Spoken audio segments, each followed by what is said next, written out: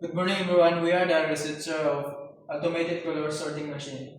And in this video, we will show you the parts and function of the machine and the procedure of how to operate the machine.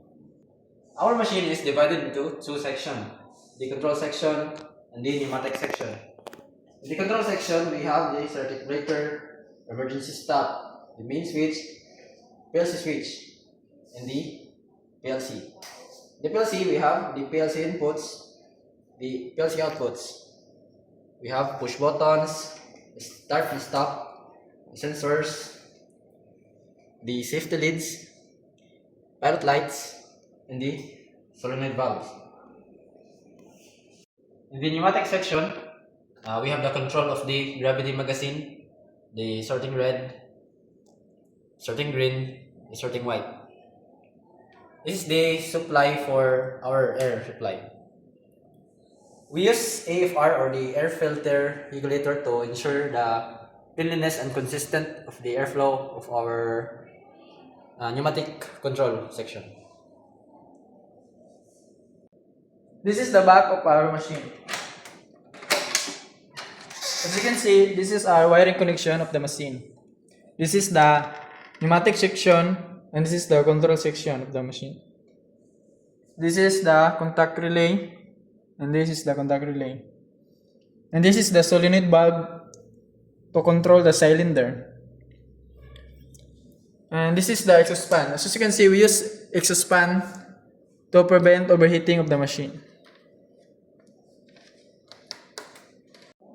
In this part, we have the gravity mag. You can put the color boxes here. This is a cylinder. You can use this to push the color box to the conveyor. And at the back here, in this box, we have the motor. This motor used to make this conveyor run. And this is our color sensor.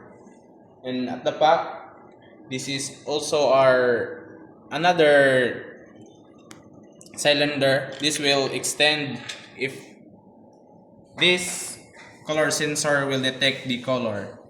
This is our storage box, and this one is also a storage box for reject. And this is our color boxes.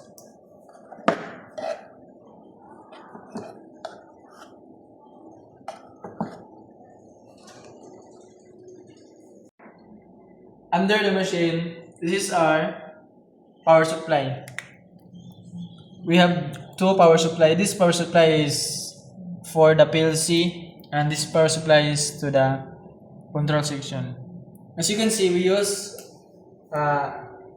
acrylic glass to identify if there is a damage of the machine.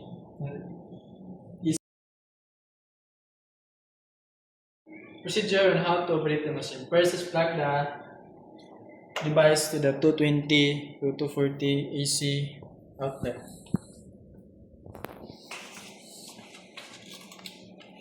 Then is turn on the air compressor. Make ladder program and transfer to the PLC.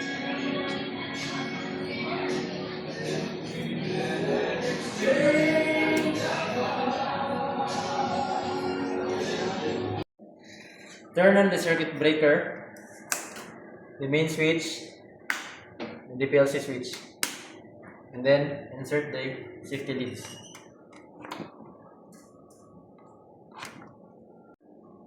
Put the colored boxes in the gravity magazine one by one.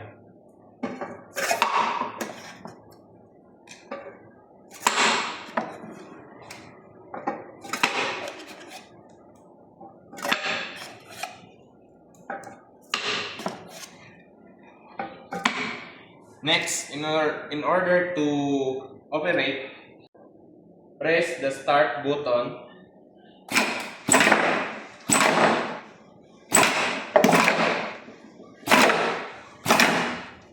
and push the stop.